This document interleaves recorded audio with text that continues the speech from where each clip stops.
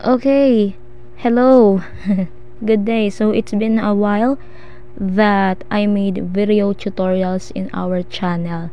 So this time I will do a lip swatch, how to edit lip swatches. But I will be explain it in my language, which is Tagalog. Okay? Pero mag-i-English pa din naman ako para do sa mga nanonood sa atin international. So ayun. For those for those viewers that from other country, you can still follow the instructions by watching this video. Okay, so start na tayo.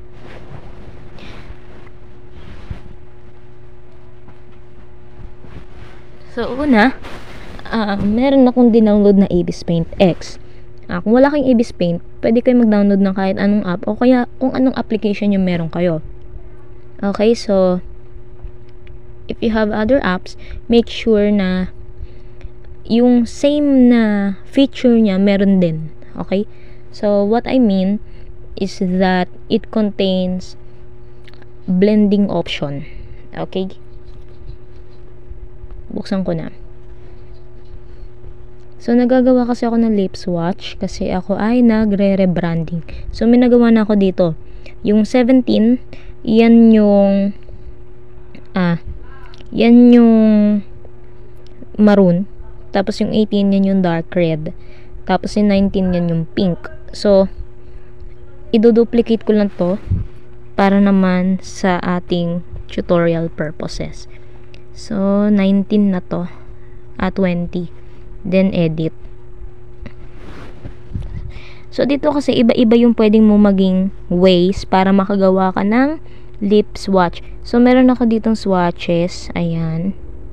Basta mag-import lang kayo ng picture dyan.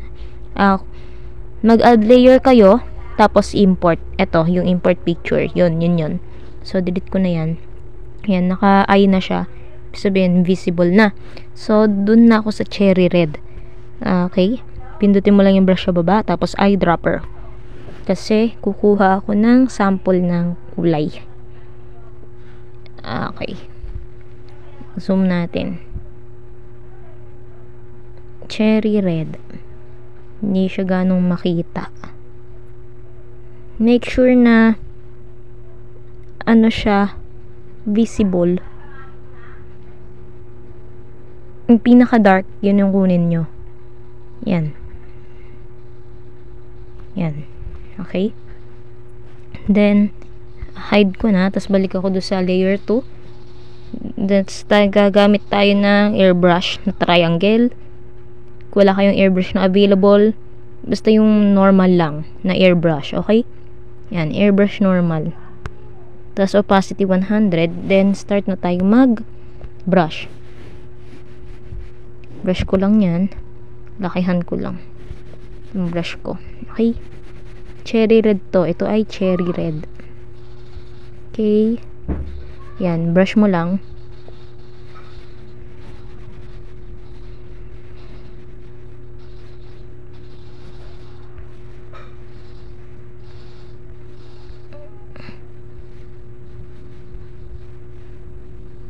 Yan. So, okay na sa akin yan. Tapos, ang gagawin nating next, punta ka dun sa baba. Dito ulit sa brush. Nandyan yung FX, yung filter. So, pwede mo i-Gaussian blur or zooming blur. Moving blur, pwede din. Pero, masyado na siyang kalat. So, dun na tayo sa Gaussian blur. Gaussian blur, naka 50 pixels. Tapos, check nyo lang. Then, balik ka na ulit dun sa layer. I-clipping mask mo. Yan. Tapos, ito yung sinasabi ko, yung blending option. Yan. So, dyan, dapat, hanap kayo ng blending mode na kaparehas nung sa swatch nyo.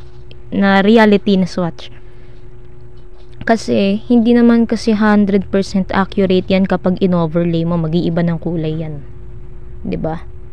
Pwede yan soft light, overlay, or darken, multiply, color burn, linear burn, darker color. Kung ano yung accurate. Pero sa akin, yung naging accurate na nakita ko ay yung overlay. Yan yung kulay ng cherry red eh. Sa akin sa swatch ko. Yan. Tapos, ibaba ko na. Ayusin ko lang ulit yung swatch nito. Yan. Mag-ano lang ako. Magbabrush lang ako dyan. Yan. Para magmukha siyang swatch. Okay. So, sa ganitong paraan, makakapag-edit ka kahit basic lang. Ayan. So, tapos na. Okay? Makakapag-edit ka ng swatches mo. Tapos, save as PNG mo na yan. Yun. So, yun lang yung step para makagawa ka ng lip swatch para sa business mo. Okay? Sana naintindihan nyo and sana nakatulong. Pero take note na hindi lahat ng video tutorial na mapapanood nyo ay 100% accurate. Kasi sa pag-edit, ikaw talaga yung gagawa niyan. So, mabibigyan ka lang ng mga ideas nung mga napapanood mo na video tutorial. Yun. Pero sana nakatulong tong video na to sa'yo. Yun lang yung ginagawa kong technique para makapagawa ng lip swatch kahit basic lang. Kahit wala akong Photoshop. Ibis Paint lang yung gamit ko. O kaya kung anong application yung available ka, basta meron ka nitong blending option. Tsaka yung blur. Yun lang yun. Okay? So, thank you for watching. I hope na makapag-subscribe kayo at makapag-leave kayo ng comment at masundan nyo pa ako sa mga susunod na video tutorial natin. Thank you! Bye-bye!